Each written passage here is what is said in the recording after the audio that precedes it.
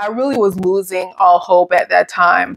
But something in me just said, try one last time. Like something deep inside. Hey, you guys, welcome back to my channel. It's Kay.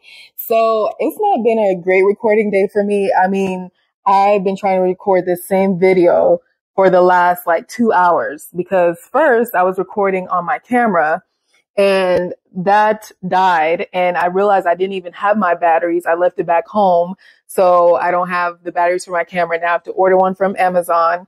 And then now I was recording and then I forgot to turn on this mic. So I was just basically talking to myself. But anyways, welcome back to my channel. I want to thank you guys for continuously supporting my channel. Okay. I mean, I haven't really been active on here, but I still get a lot of comments and people saying these videos are helping them. So I really appreciate that. Okay.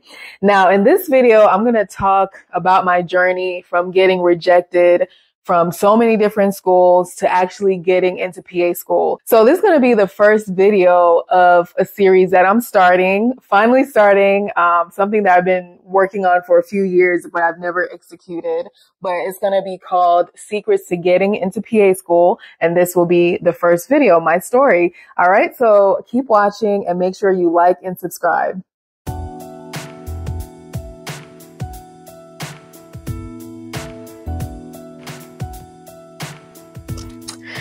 All right, you guys. So this journey to PA school, I mean, it's really been that. It's been a journey for me.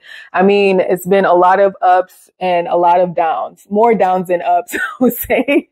I guess the up is me actually getting into PA school, but it's been a very long journey. It's not easy. I mean, this is over 10 years of working hard and trying to do something to finally getting into PA school and working even harder.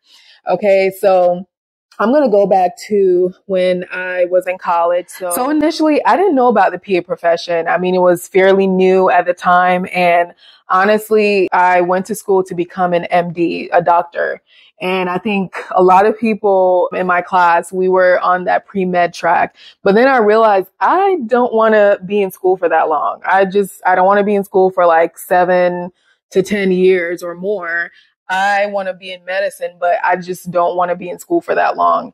And I felt really lost at the time. I was like, oh my gosh, like, what am I going to do? Like, there's nothing else that I like outside of becoming a doctor. And I just don't want to go down that path.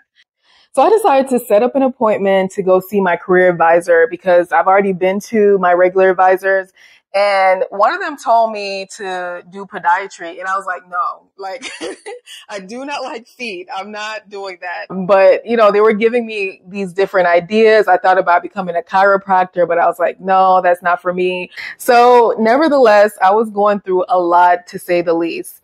And I think that's just a part of just growing up and trying to become somebody. You're trying to figure it out. I mean, I see the same thing happening to my youngest brother. He just started college. He's going through all of that. So now I can really look back and just see how I was in that situation. So I went to go see my career advisor and she had me take this aptitude test. And it's really supposed to show you where you kind of fit in this world. So my highest scores were in medicine, of course, which I already knew. And then also journalism, which at the time I was trying to get a job at like a newspaper company. Like I was just trying to do so much at this time. And then I was also interested in social services. So I got my degree in sociology. So that's kind of why I chose that major. But, you know, I just had a lot going on.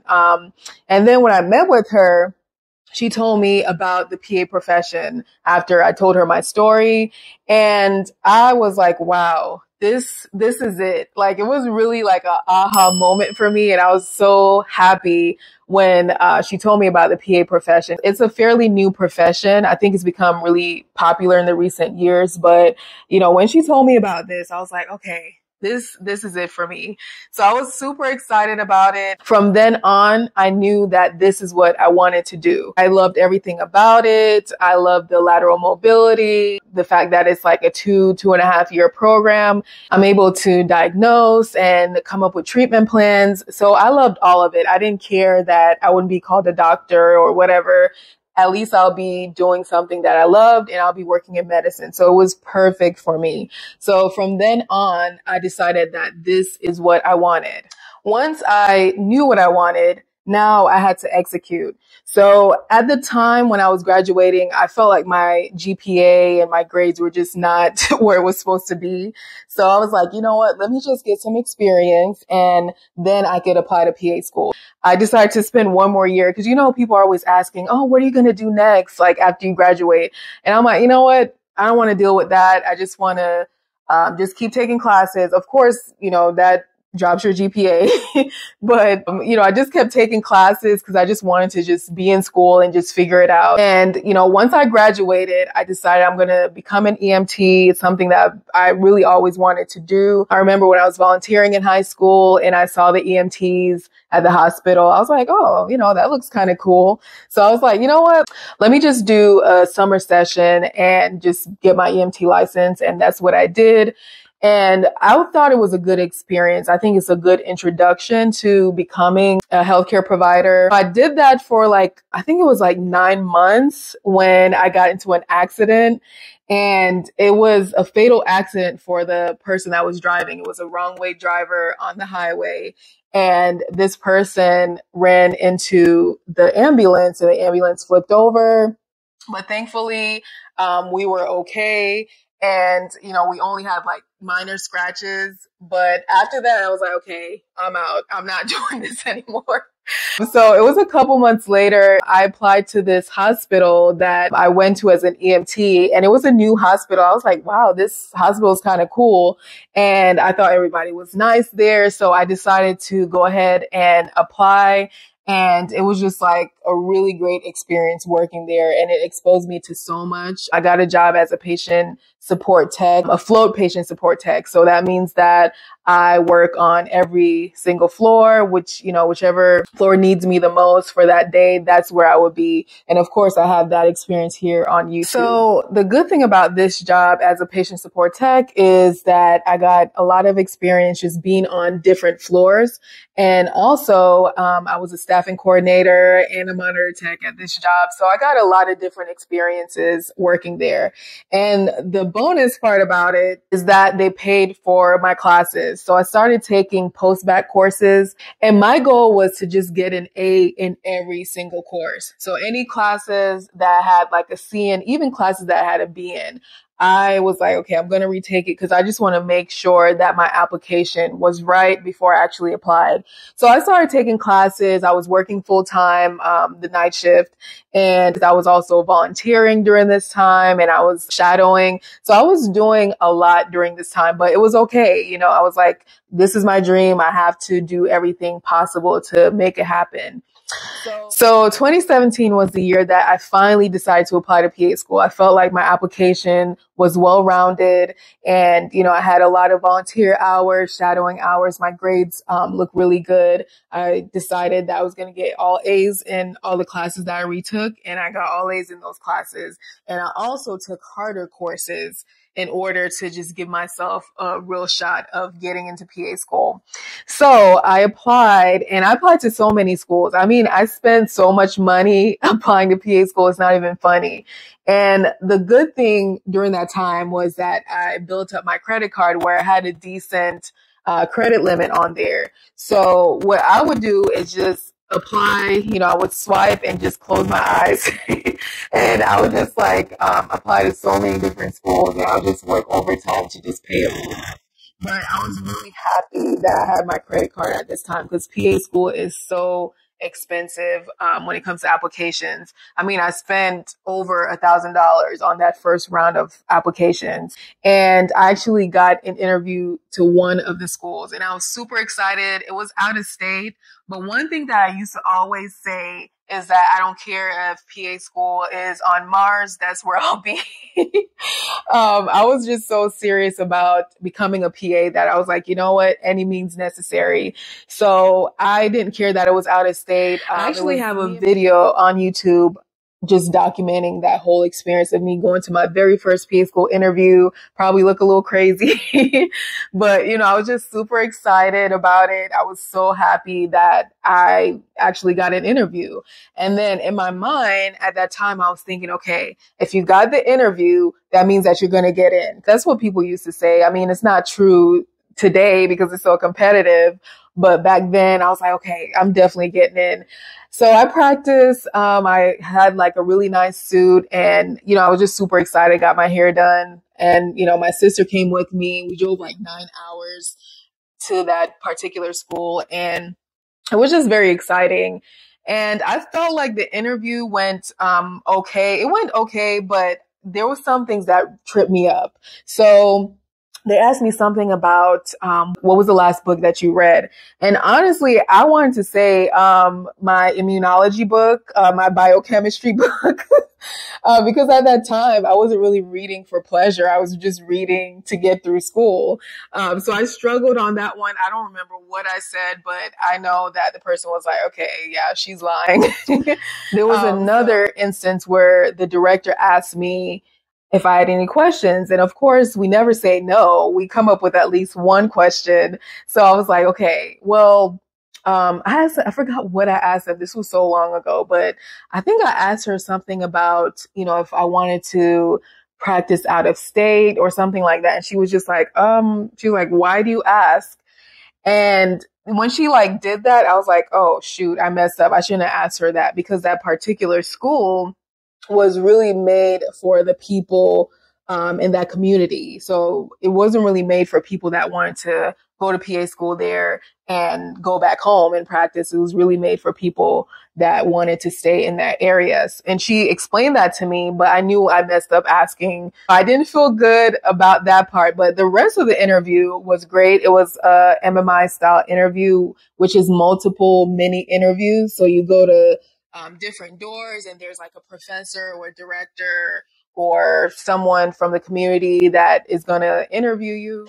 Now, as you guys can imagine, the waiting game after you've done an interview to PA school is no joke. Okay. I mean, I was on the PA school forum. I was so obsessed with it because usually when people get in, they'll be like, oh, the school called me today and I was accepted. Oh my gosh. Good luck, you guys. I hope you guys get it too. You know how they are on there. But yeah, so I was like, okay, I'm going to get a yes. I'm going to get a yes. I was trying to be positive, even though I know I messed up a little bit. And unfortunately, when I checked the mail, I shouldn't have done this at the time, but I was on the phone with my sister and I checked the mail and I saw the small envelope. Okay. So in my mind, I always felt like, okay, if they send you a tiny envelope, that means you didn't get in. But if they send you like a big envelope, that means that they're sending you a welcome packet, like you got in.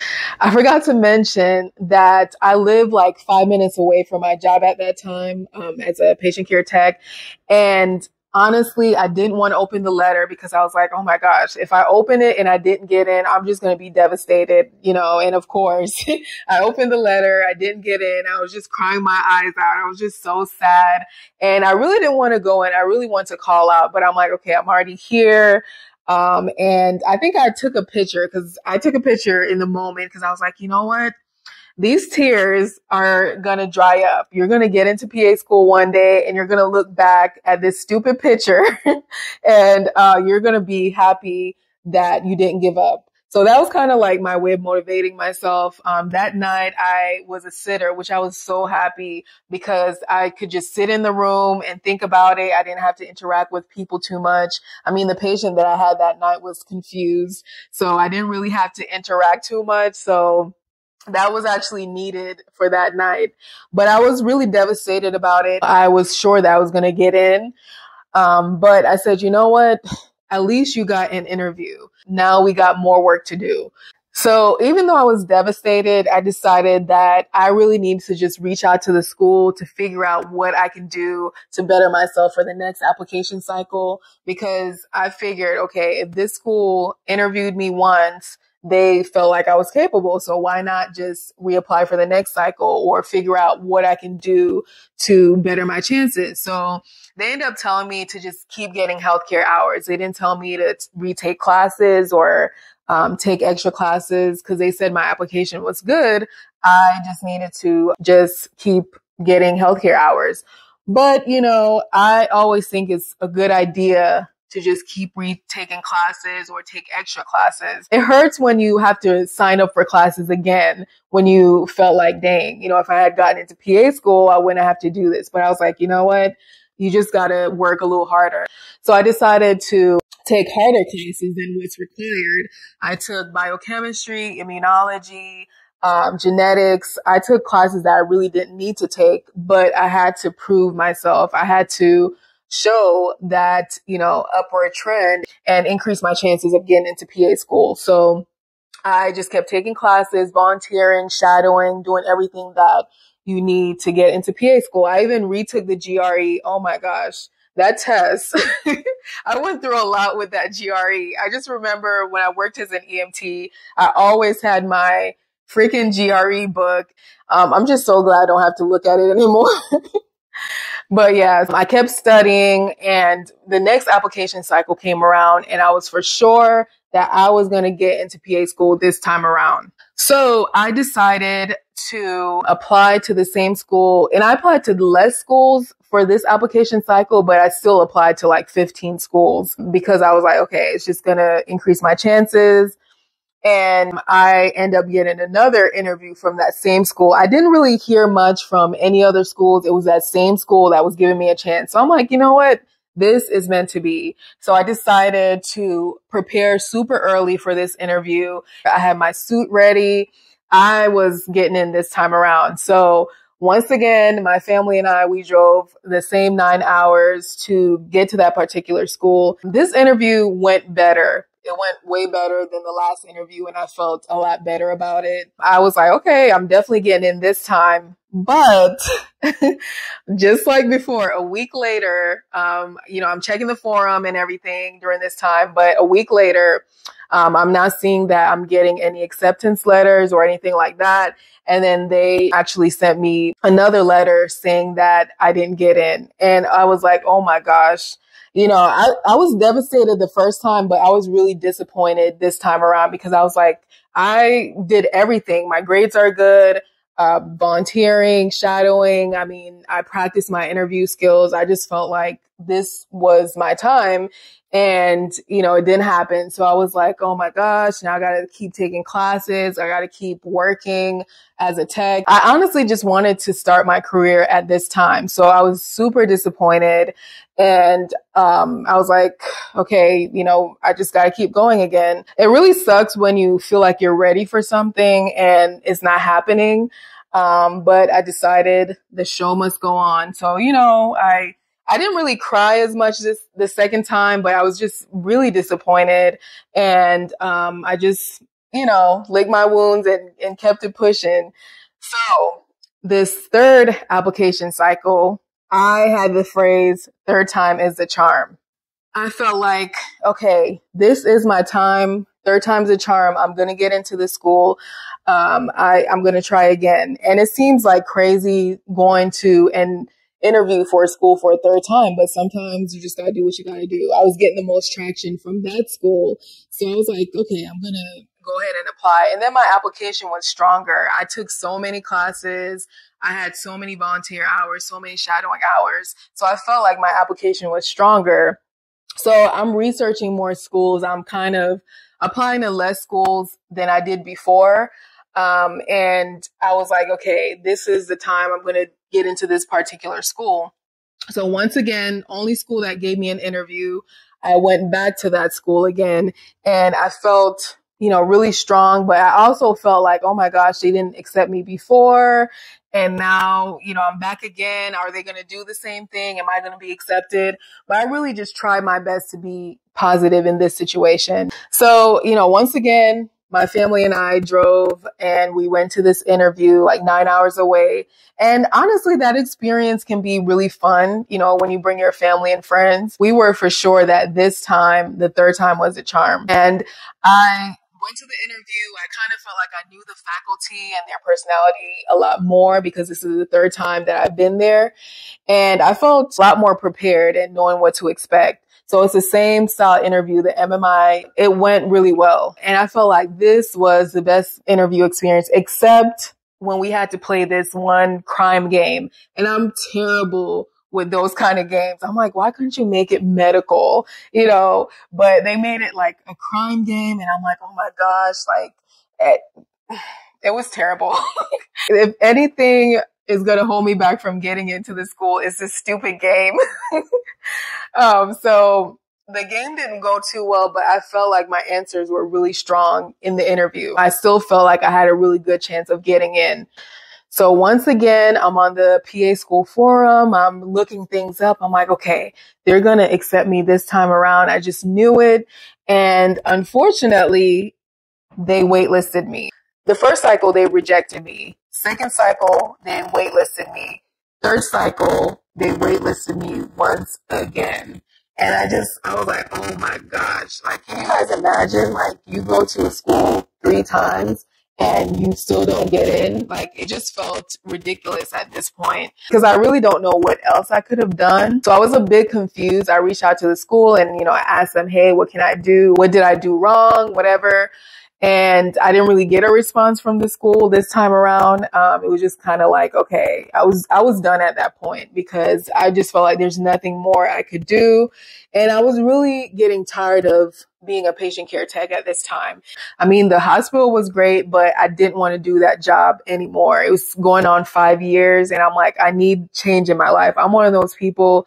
I cannot stay in the same spot for forever. You know, I have to grow and do something better or else I'm going to get very antsy and I couldn't do it anymore. I didn't take any more classes because I've retaken everything and I've taken harder classes. So I felt like I had a really great application. So there's nothing more that I felt like I really could do from that standpoint. I considered going back and getting my medical master's of science degree. Every school that I reached out to, most of them actually said just retaking classes is the best option, not necessarily a medical master's of science degree. That's why I didn't really go that route. So I decided to find another job in healthcare. It was really hard trying to find something else because I just wanted to be a PA. So it was difficult. And then I got a job in patient placement. And basically that's where you work in a facility and you're just placing patients. I work for like a big organization. So they had a lot of different hospitals and then you have to place the patients in the correct room. So for example, if they have MRSA or if they have tuberculosis or something, you have to place them in a special room. And if they have cancer, you got to place that patient on a specific floor. If they have heart disease, you have to place them on a specific floor. So with this job, I felt like it was pretty easy for me. I mean, I knew a lot about what criteria patients should have to be on the floors because I actually worked on the floors. So I kind of already knew a little bit about that, but I learned a lot more about placing patients in the correct rooms. You're talking to the higher ups at these organizations because they want to make sure the patients are placed where they belong. So that was a different experience. I didn't even know this kind of job existed. I was just looking at what else I could do when I found it. So it was more of an office job compared to being on the floor as a tech. After a few months, I was kind of bored. I was like, oh my gosh, like I can't do this anymore because I wasn't doing something that I really wanted to do with my life. I was doing something for the money, but I wasn't doing what I was called to do. So every day when I was at that job, I would take breaks, I would take walks, and I would think about PA school. You know, everything in my life at that time was PA school. And I'm telling you guys, I literally thought about PA school every single day for years. Every single day. And I'm not lying when I say that. It was just so heavy on my mind. So while I was at this job, I was constantly trying to figure out, okay, what's next for me? I decided to give PA school one last shot because I was like, this is something I've wanted for years. This is something I've worked for years. And even though I'm disappointed, I really was losing all hope at that time. But something in me just said, try one last time. Like something deep inside me was like, just try one last time. So I decided to just go for it. I wasn't even trying to get 4 references at that time because I was like, you know what? It is what it is. I'm just going to get my 3 that I need and I'm going to apply and we're going to call it a day.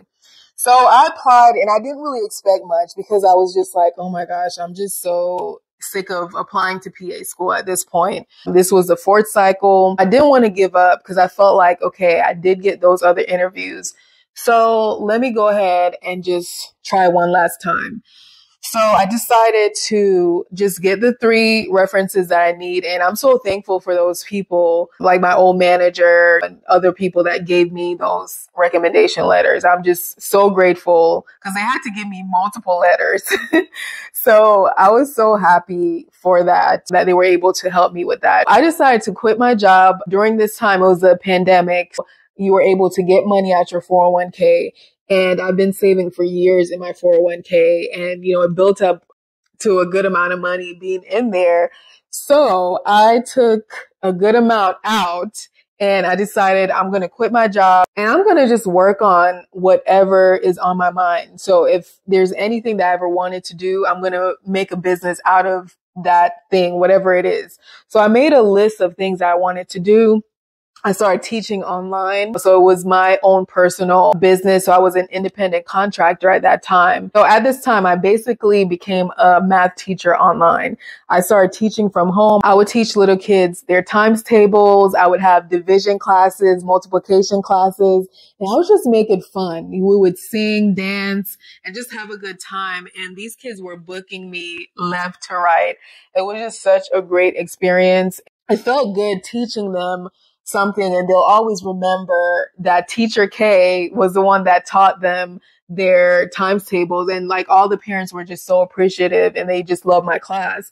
So I decided to quit that job I was doing and I started teaching from home.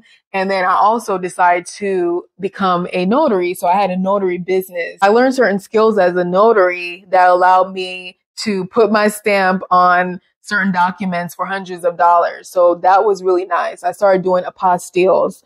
Okay. So if you don't know what that is, it's like a special document where if you need to do business in another country or if you need to go to school in another country, you need like a specific notarization that will allow you to do that. So I learned the process. A lot of people weren't teaching you how to do that because like you can make so much money. So I had to really dig and research and go on this website, go on that website and really learn how to do this skill. So once I learned how to do it, I did the first couple for free because I was like, okay, if this don't turn out right, I don't want them saying, oh, you charged me $600 for this or you charged me $200 for this and you didn't deliver. So I just did the first couple for free. I saw how those went.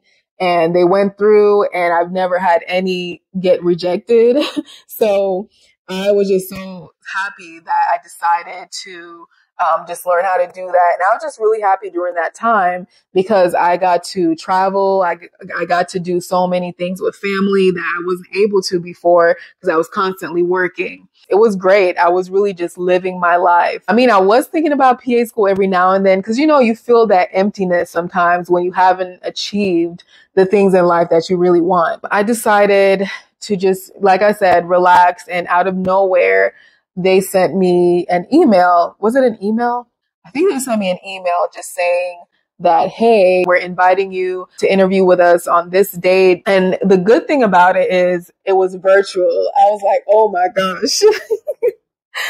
I mean, it couldn't have gotten better than that. And actually was just so relieved because in the past, with that one school I told you guys about, I actually got a speeding ticket the third interview that I went to because I was just so tired when I was coming home and I didn't even realize I was speeding. So I got a speeding ticket and I was just like, oh my gosh, it wasn't even worth it because I didn't get in. It was like no stress for me because I was prepared based on the other interviews that I've done. It was the same style, the multiple mini interview. And I was super excited about it, but my hopes were not as high as they were before. I was like, more like, okay, if it's meant to happen, it's going to happen. And if it's not, then God's going to have something better for me. That was my mindset at the time. I just let go, like I said. So after I had the interview, I just felt like, wow, this was like a really great interview. The people that interviewed me, I really connected with. And I don't know, it just felt different. It felt different than the other interviews. It was great. The process was a lot better. And, you know, it just felt like, okay, this is it. At this point in my life, I was more like, what is meant for me is going to happen. If it's not meant for me, I'm not going to get it. If it is, I'm going to get it. Previously, I was just like, no, I got to get in. No, I'm definitely getting in. I was working on other things at the time. And I said, if this doesn't turn out to be what I'm supposed to do in this life, I'm just going to keep working on these other things that I was doing. I mean, I had big plans for this business. I was growing, but like I said, I still had that emptiness. And when I had this interview, that emptiness was like going away because I was like, this was just so unexpected. I'm here living my life. And then I got this invitation for the interview. And then after the interview, I was like, you know what? I'm just going to just let go. So it was like 7 a.m. in the morning. And I decided that, okay, these students are always predicting that, you know, this is the date when they're going to send out those invitations. So I said, you know what? Let me go ahead and check my email. It was 7 a.m. I opened my email and you had to log in, I believe. And when I logged in, it just said, welcome. And it said that you're accepted. And I was like, oh my gosh, like, I couldn't believe that it finally happened. Like when you get that first yes, it's like the best feeling in the world, especially when you've heard no so many times or been on the wait list so many times.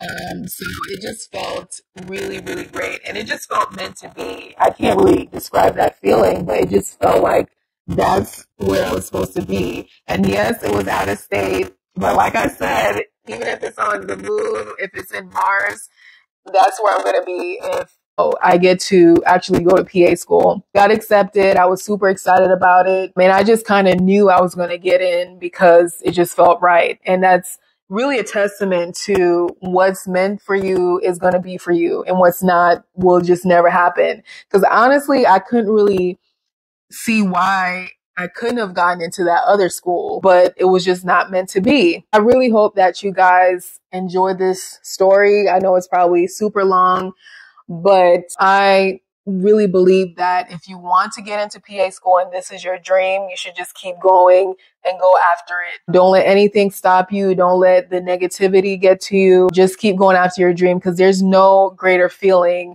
than accomplishing a goal that you've always wanted to accomplish in your life. Okay, so take that from me, someone who's been through so much on this journey. Like I feel that emptiness has gone away for me. I feel like I'm doing what I'm supposed to do. And yes, it's stressful. Yes, I've had my meltdowns in PA school, but I would not trade that for anything because I'm doing something that I want to do. It's not something that I have to do, but something that I want to do and been wanting to do for years. So if you are watching this video at this point, I want you guys to put a star down in the comments. And I want you to also keep going after your dreams. If this is something that you want to do, I'll be having so much more for you guys in the future. I'm super excited about this series. Make sure that you also follow me on Instagram at KaythePA and you can also follow me on TikTok at KaythePA. Thank you guys so much for watching. I can't wait to see you guys on the next video. Bye.